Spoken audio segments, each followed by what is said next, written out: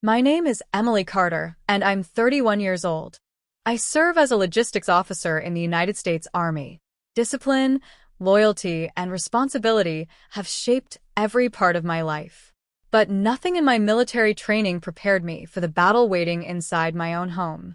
I met my husband, Ryan, 8 years ago at a community fundraiser while I was stationed in Virginia. He was funny, patient, and made me believe I could build a family without sacrificing my career. 3 years later, we welcomed our beautiful daughter, Sophie. She had Ryan's smile and my eyes, and from the day she was born, she became the center of our world. Military life wasn't always easy. Deployments, long training exercises, and weeks away from home tested our marriage. Ryan often assured me everything was under control. "Just focus on your mission," he'd tell me. "We'll be waiting when you get back." The only person who never seemed completely happy was my mother-in-law, Linda. She was polite when others were around, but I always sensed she believed a military mother couldn't be the kind of parent her granddaughter deserved. During my latest assignment, Ryan suddenly became unusually affectionate. He texted me constantly, telling me how much Sophie missed me. Then, on my final day at the base, his message appeared. "Don't be late tonight. Mom has a surprise waiting for you. We're all excited to celebrate together." I smiled the entire drive home.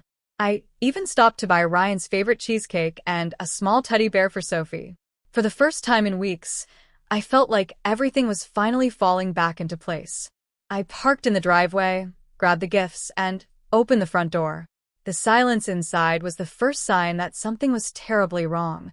The moment I stepped inside, every conversation stopped. My husband's parents were sitting on the couch. His older brother leaned against the fireplace with his arms crossed. Two aunts, an uncle, and even a few family friends filled the living room. No one smiled. No one said hello. Every pair of eyes was fixed on me. Sophie reached toward Ryan with a happy laugh. He didn't move. Instead, he slowly stood, picked up a large envelope from the coffee table, and looked at me with an expression I'd never seen before. "Before you say anything," he said, "there's something everyone here deserves to know." I frowned. "Ryan, what's going on?" Without answering, he pulled several papers from the envelope and slapped them onto the table. "I had a DNA test done." The room became even quieter. My heart skipped. Ryan looked directly at everyone before turning back to me. "It says Sophie isn't my biological daughter." His words echoed through the room like a loud explosion. For a second, I honestly thought he was joking. Then my mother-in-law stood up and pointed toward the front door. "I knew it," Linda said coldly. "You've lied to this family long enough. Take your daughter and leave this house." I stared at her in disbelief. "What are you talking about?" I asked, my voice shaking. "Ryan, that's impossible. Sophie is your daughter." He slid the report closer but kept one hand firmly on it, refusing to let me pick it up. The results speak for themselves. I leaned forward anyway. Years in the military had taught me to notice details under pressure. At first glance, something felt wrong. The laboratory logo looked slightly blurry. The pages weren't professionally bound. There was no technician's signature, no verification stamp, and the report number was printed in a different font from the rest of the document. It didn't look like an official medical report. It looked assembled. I looked up at Ryan. "Let me read the entire report." No. His answer came too quickly. "You've seen enough." That single word convinced me more than anything else. He wasn't afraid of the truth. He was afraid I'd discover the lie. While everyone argued around us, I quietly lifted my phone, pretending to wipe away tears, and snapped a photo of every page lying on the coffee table. 24 hours later, one phone call would reveal the secret hidden inside that so-called DNA report. That night, Sophie and I stayed in a small hotel a few miles away. She slept peacefully in the portable crib beside my bed, completely unaware that someone had just tried to erase her place in our family. I barely slept at all. The next morning, I called a family law attorney before I called anyone else. After hearing everything, she asked me to email the photos I had taken of the DNA report. Less than an hour later, she called back. "Emily," she said, "don't confront your husband yet. There's something very wrong with this document." She immediately contacted the laboratory whose name appeared at the top of the report. By that afternoon, we had our answer. The lab had never tested anyone named Ryan, Emily, or Sophie. The report number didn't exist.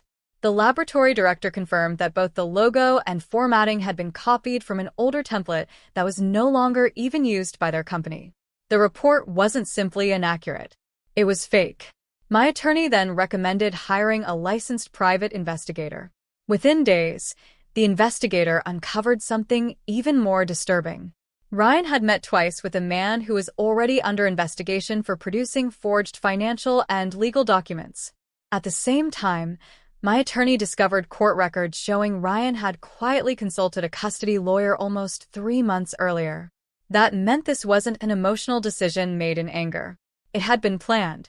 The investigator also recovered public records and security footage placing Linda at several of those meetings. She hadn't been trying to calm her son. She had been helping him. Together, they had been building a story that would paint me as an unfaithful wife and an unfit mother, hoping I would panic, leave quietly, and never challenge the fake DNA report. They underestimated one thing. Military service had taught me never to react before gathering facts.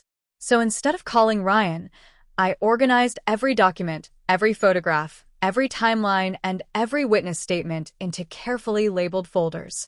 While they celebrated what they believed was their victory, they had unknowingly handed me every piece of evidence I needed to expose the truth. They thought they had forced me out. They had actually walked themselves straight into a trap built entirely by their own lies. 3 weeks later, we walked into family court. Ryan sat beside his attorney without looking at me. Linda occupied the first row behind him, wearing the same confident expression she had the night they forced me out of the house. They looked certain the judge would believe their story. My attorney stood and calmly requested that the court disregard the document Ryan had presented because it had never been issued by the laboratory whose name appeared on it. Ryan's attorney immediately objected. Then the judge opened the official case file.